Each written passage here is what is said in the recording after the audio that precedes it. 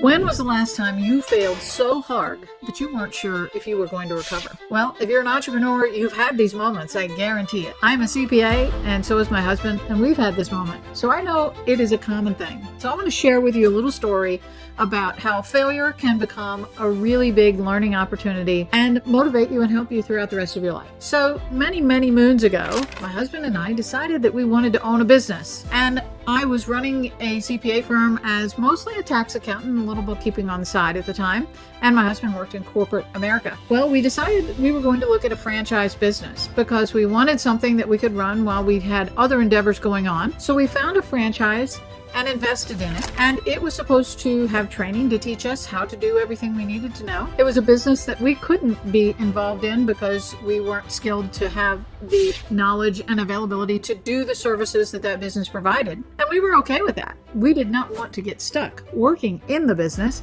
We wanted to work on the business and build an empire. So throughout our franchise history, we successfully opened the business, and I'm going to refrain from diving into the industry in particular, and you'll see why when I talk about the failure. And we opened the business, attempted to run it. We actually purchased another franchise from another owner who had to leave the business. So same franchise, but multiple locations. We ran our tails off trying to make this thing work. And ultimately, our franchisor failed to provide his end of the deal. So we didn't have a lot of support or the training or the advertising that was promised in the deal, yet they still wanted to collect franchise fees. So this business was a complete disaster. We found ourselves at a crossroads and had to make some difficult decisions. So the first decision we could make in a failing business was to close it, call it a day, go back to corporate America, and move forward from there and pay off the loan or perhaps declare bankruptcy, whatever those conditions may be. And many people have felt that pattern of failure in the past, and that includes me. We also had another choice. We looked at what would it take to make this business be successful. We had leases, after all, that were 5-year leases that we couldn't just walk away from a year into the lease.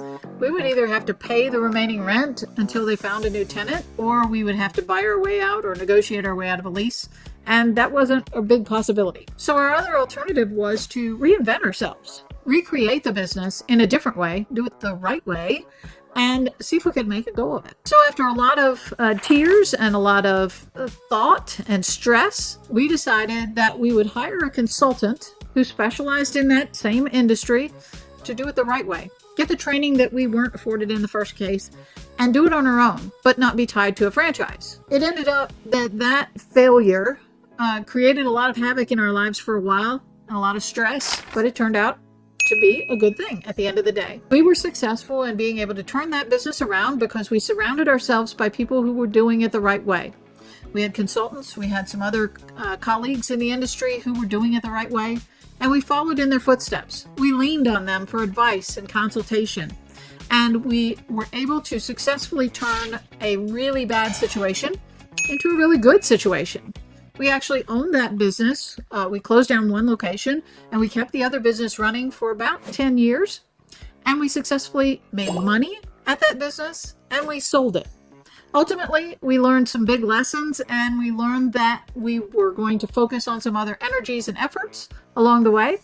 But we made a success out of it. That business is still operating to this day, and we're talking 20 some years ago now. So I consider that to be a success. So we took those lemons and we really turned them around and made them into something great. So if you struggle in business, that's not a bad thing. Failure helps us learn how to create new opportunities and reassess our paths. So sometimes if your business isn't quite what you hoped it would be, don't give up hope. Perhaps you can lean on some other folks, hire a consultant, hire someone who can help you make the leap to that next step where you really want to be. Now, I say this message in that a lot of people look and they say, well, Donna, you're a CPA. You ought to know everything about running a business, right? No, nobody does. If I did, I would be in a lot larger place and a lot different scenario probably.